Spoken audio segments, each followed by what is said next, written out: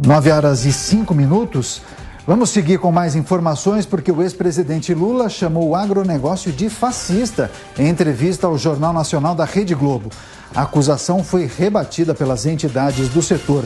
Vamos conversar mais uma vez com a repórter Catiúcia Sotomayor, que vai trazer todas as informações e detalhes dessa fala de Lula e também da reação de empresários do agronegócio. Bem-vinda de volta, Catiúcia.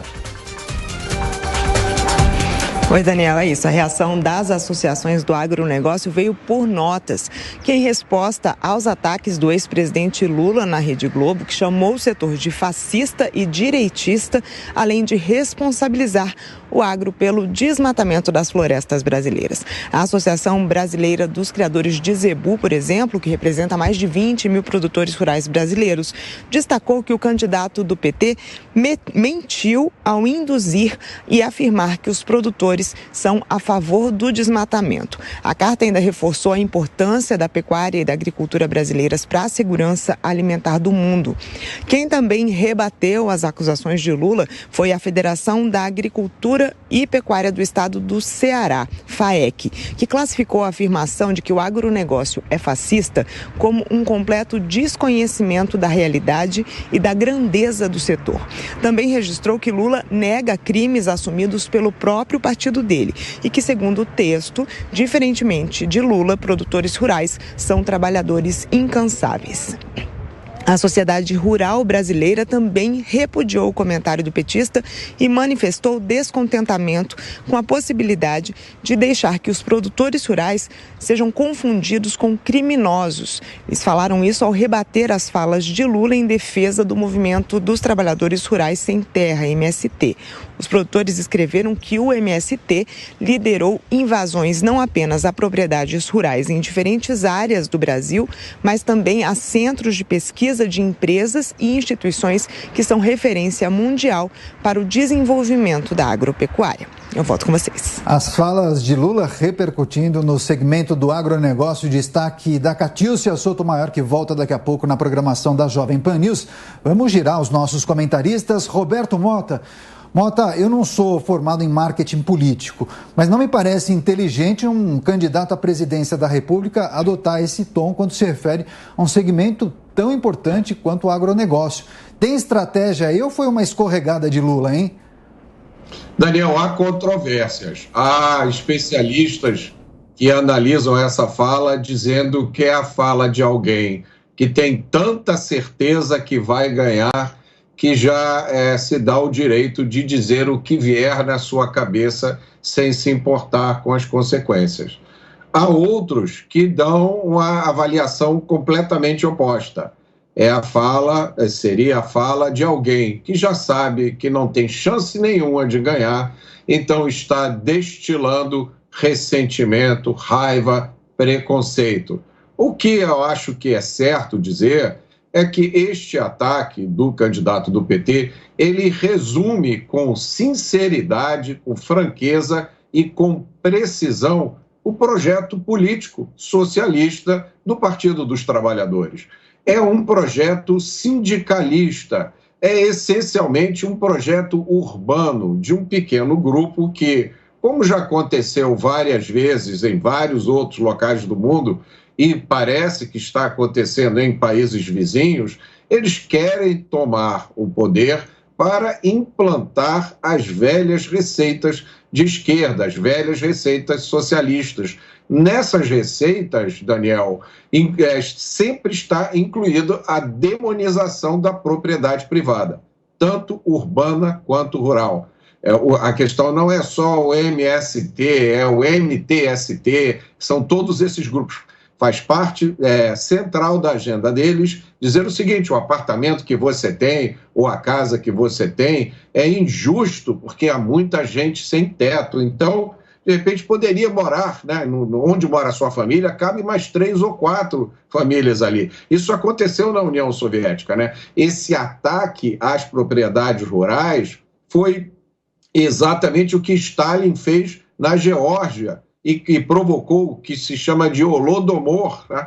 Foi um massacre dos produtores rurais na Geórgia, levou, se eu não me engano, o número de 30 milhões de pessoas a morrerem de fome. A polícia política ia nessas fazendas, confiscava estoques de alimentos e atirava nos fazendeiros. Então, essa retórica de demonização de quem produz a comida, e a ironia é que o candidato do PT não perde a oportunidade de falar da cerveja e da picanha, né? De onde é que ele imagina que vem essa picanha que ele tanto celebra?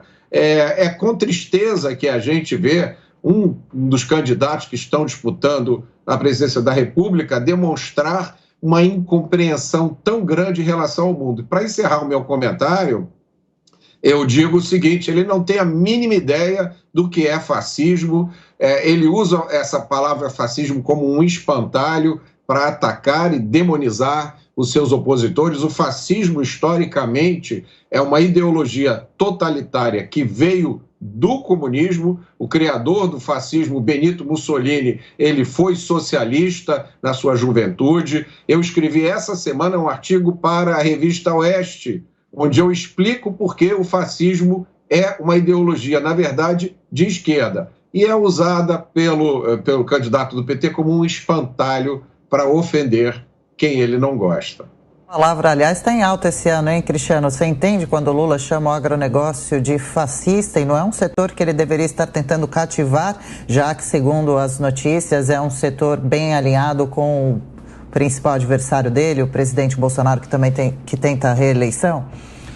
Olha, Adriana, eu tenho percebido ao longo dessa disputa eleitoral que os dois candidatos que polarizam a disputa, né, o atual presidente Bolsonaro e o ex-presidente Lula, que ambos os candidatos estão, ao longo dos últimos meses, adotando um discurso justamente para a sua base. Então eu vejo em diversas manifestações do ex-presidente Lula fazendo afirmações, fazendo comentários que são nitidamente voltados para o seu público, para o público que já vota nele, que já concorda com suas ideias, que já manifesta uma posição favorável. E eu tenho percebido a mesma coisa em relação ao presidente Bolsonaro. Isso me chama a atenção porque, embora a gente saiba, a gente tenha a clareza dessa divisão que o país, né, de alguma forma geral, está vivendo, essa polarização, eu vejo que existe um eleitor que está no meio do caminho e que gostaria de ver uma discussão muito mais produtiva, uma discussão que venha não a estabelecer esse tipo de informação de é fascismo, é comunismo, isso, aquilo, situações que estão totalmente fora da nossa realidade, são situações que a gente pode encontrar nos livros de história, nos estudos que a gente faça. Hoje, o que a boa parte do cidadão quer, e aí é um público que não é nem absolutamente lulista, nem absolutamente bolsonarista, é que os dois principais candidatos e os demais candidatos também apresentem propostas concretas para melhorar a geração de emprego, para melhorar os índices econômicos do país, para fazer o país evoluir no âmbito de saúde, educação, enfim.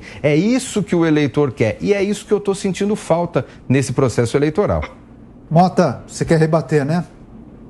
Não, eu só quero acrescentar assim, eu vejo sobre um outro ponto de vista. Eu acho que o que está se debatendo aqui são propostas, sim. Eu acho que quando se faz uma operação policial para prender empresários, como eu já disse aqui, eu conheço vários deles, são pessoas que acordam de manhã, vão dormir tarde da noite, geram milhares de empregos. Que país vai gerar emprego? Como é que você vai debater propostas para geração de empregos quando você coloca a Polícia Federal 6 horas da manhã na porta de quem gera os empregos? Vai acontecer aqui exatamente o que aconteceu na Venezuela. Esses empresários vão para Miami, onde eles têm o seu direito respeitado. Quem vai ficar aqui é a escória, é isso que está acontecendo, é esse o processo. Então, eu vejo que quando um candidato à presidência da República chama um setor inteiro da economia, um setor que ajuda a alimentar o mundo, ele chama o setor inteiro de fascista. Meu Deus do céu, isso não é uma proposta concreta? Isso é uma proposta concreta, sim. Ele já está dizendo quais são as intenções dele em relação a esse setor. Então, a gente tem que interpretar o que está sendo dito, porque a própria ignorância que o candidato manifesta, o próprio preconceito que ele manifesta, já é o programa de governo dele. Que projetos que nós vamos esperar de uma pessoa que diz que o agronegócio é fascista? Imaginem só uma declaração semelhante partindo da boca do presidente Jair Bolsonaro, o que já teria acontecido, né? Imagine que o presidente Bolsonaro tivesse dito alguma coisa desse gênero. Hoje ele já teria 5 processos em cima dele, talvez a sua candidatura já tivesse sido impugnada, já teriam manifestações, e, no entanto, um candidato à presidência da República vai num jornal de grande audiência, dá uma declaração dessa e fica por isso mesmo. Aí cabe fazer aquela pergunta, aquela música da Legião Urbana, né? Que país é esse?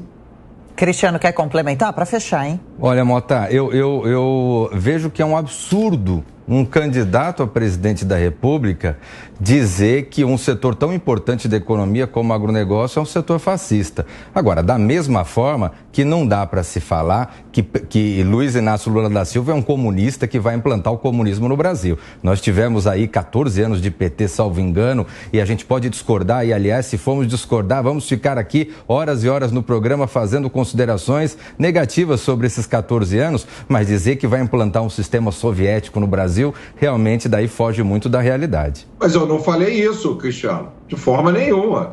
Eu só falei que era um absurdo, que uma pessoa que diz que um setor da economia é fascista, essa pessoa, quando chegar no poder, ela não vai ter muito carinho nem respeito com esse setor, que é o setor que alimenta todos nós. Eu não acho que o senhor Luiz Inácio Lula da Silva seja comunista. Eu acho que ele não entende nem o que é comunismo. Eu duvido que ele tenha lido um livro de Marx. Eu duvido que, se ele vier aqui debater com a gente, ele consiga dizer qual é a diferença de comunismo para socialismo, para fascismo. Ele é apenas um repetidor de ideias que ele consome de segunda mão. Agora, não há dúvida nenhuma, ele usa esses espantalhos que ele não entende como parte do seu projeto de poder. E a minha preocupação é que esse projeto de poder é um projeto, segundo as palavras dele mesmo, né? Não é o projeto que nós queremos para a nossa vida, para os nossos filhos.